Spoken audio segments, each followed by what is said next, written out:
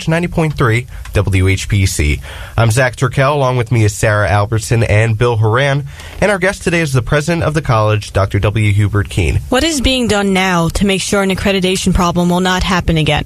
What we've put in place are plans through the Institutional Planning Committee, and also we've put into place an institutional effectiveness program, and so there are a number of plans on the books.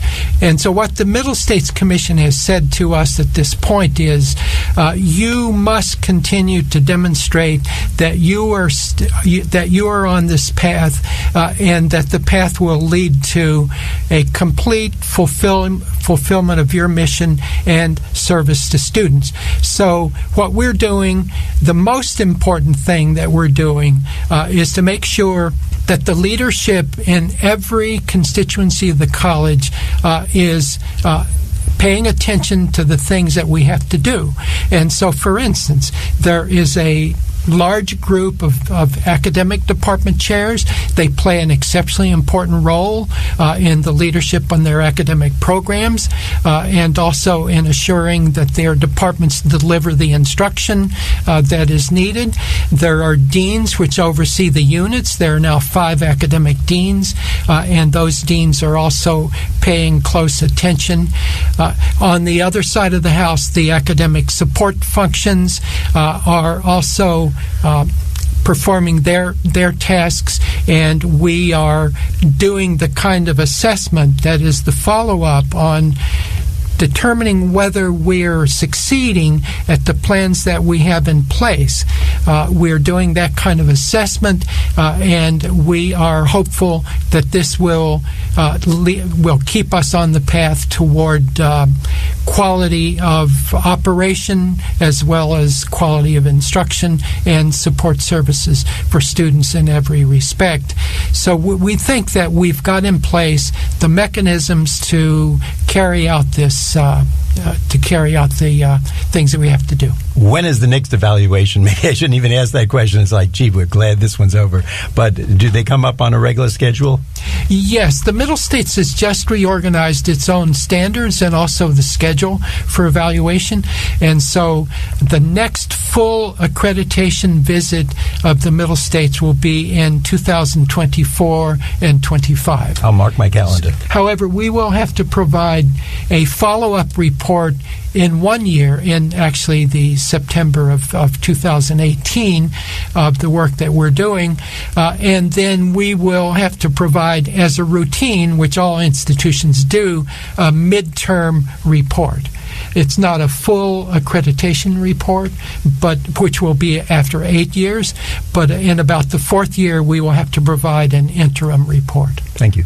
Dr. Keen, since there's only 1 month left of 2017, what are you looking forward for next year in 2018 for the college? What are your goals specifically for 2018?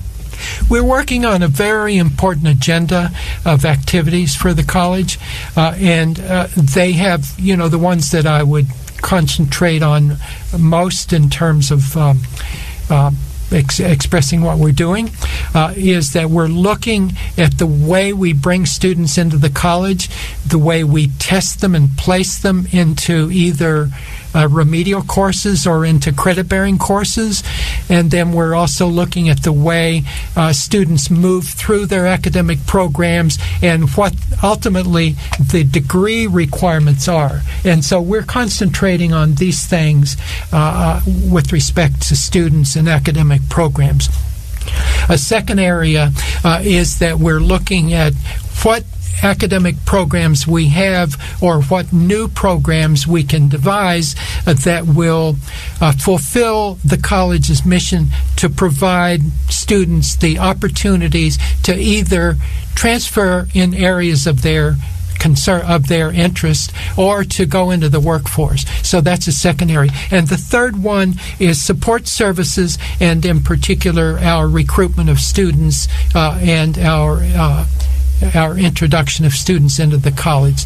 These are 3 areas that we're working on. President Keen, what are the changes that teachers and students will see as a result of the school regaining its accreditation? Will the school become more stricter towards its policies? How will that work exactly? I wouldn't say that. I wouldn't describe it as being strict, but I would describe it as being vigilant about continuing to do the things that we say we're going to do. In other words, one of the primary bases of carrying out your mission is, what do you say you're going to do? And then the second step is assessing whether or not you have accomplished those things that you said you would do. And then the third step is using that data to feedback to possibly modify what you say you're going to do. It's a loop, you see. So those are the ways that we have to continue to be alert to and to improve the institution as you go along. You're listening to a special broadcast of Nassau Community College Forum on the Voice of Nassau Community College, 90.3 WHPC. I'm Zac Turkel. Along with me is Sarah Albertson and Bill Horan. Our special guest today is the president of Nassau Community College, Dr. W. Hubert Keen. What message does the removal from probation send to Nassau Community College students? Well, they can be assured that we have quality in every respect. In other words, these 14 standards upon which we were evaluated cover the full range of the institution, not just the quality of instruction and the academic programs, which are so important to serve students, but also the operational stability and effectiveness of the institution. So I would say that in every aspect of the institution, students can be assured that we are giving attention and that we are carrying through with building quality as we go along. President Keen, since you became president of Nassau Community College, you pioneered with some major companies, such as Ford. Why is this so important, and what, if any, other companies can we look forward to partnerships in the future? Well, these public-private partnerships have a way of helping the institution in very important respects. And as you probably know, the affiliation with Ford had some different positive aspects for the college. One is to provide, ultimately, $15,000 of scholarships. A second was to emphasize to the campus the importance of energy conservation and technology with respect to transportation. Transportation is such a very big issue on Long Island. And so the partnership with Ford enabled us to do that. Now, we have to be aware that we cannot engage in partnerships with companies which are basically primarily to support the company's products.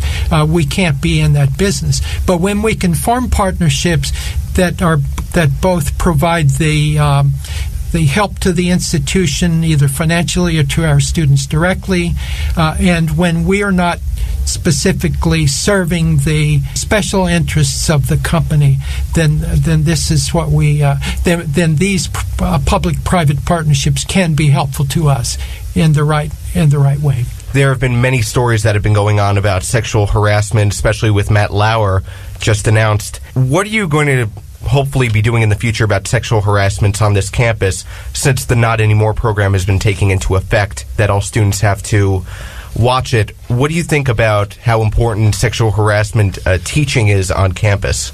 It's extremely important, and we give attention to it on a regular basis. I would say every week we are, in one way or another, looking at this issue to see whether we have the programs in place, to see whether we're enforcing them. And the other thing I would say is that as a large institution we are, with 20,000 students and a couple of thousand employees and instructors and so forth, that we're like a small city here. And so the fact is that we deal with reports on a pretty regular basis. And so we follow up on these to the greatest extent that we can to assure that the climate on the campus is proper for everyone and that individuals are held to account for their behavior. So it's a very important issue for us. And we have policies in place, and we constantly look to assure that these policies are carried out. And we have a couple minutes left, and I want to put these two questions and I want to morph them into one because this is something that is happening in the future. And we heard that the college is building a performing arts building, and can you elaborate on that and when the building will open? And second, there's also a Starbucks that might be coming to the college. What could you tell us about that? Well, the Starbucks is easier to respond to because we are anticipating having it open within the next few months. I'm not exactly certain of the specific point, but it'll be an interesting and I think a welcomed addition to the services for the campus.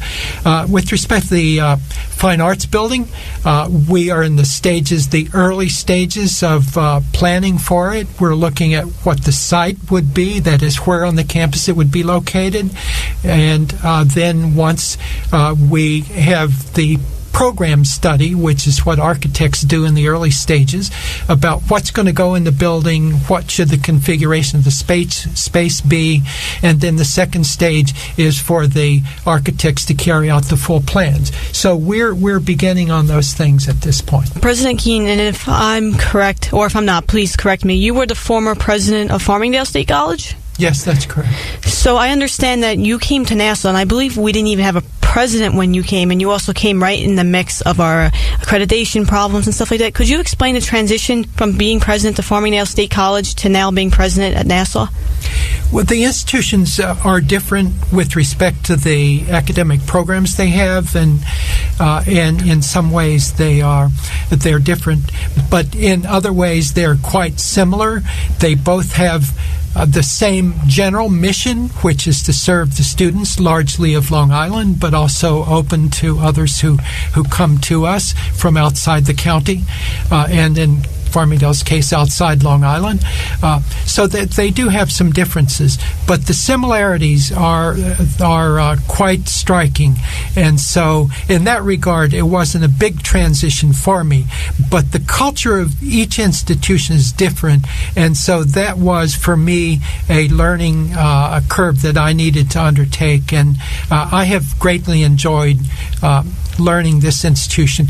As a matter of fact, when I say learning, it's been a great workshop, so to speak, for me to work at Nassau Community College, because although I've had this career behind me, so much here was new for me, and I've enjoyed it greatly.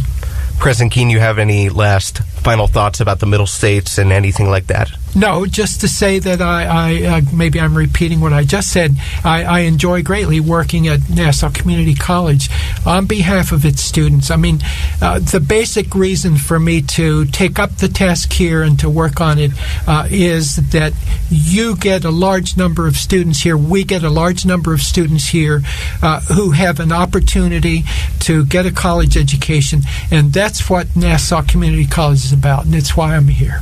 I just want to say congratulations on regaining the accreditation for Nassau, and you're doing a fantastic job, and hopefully we will still see an accreditation in the next 8 years.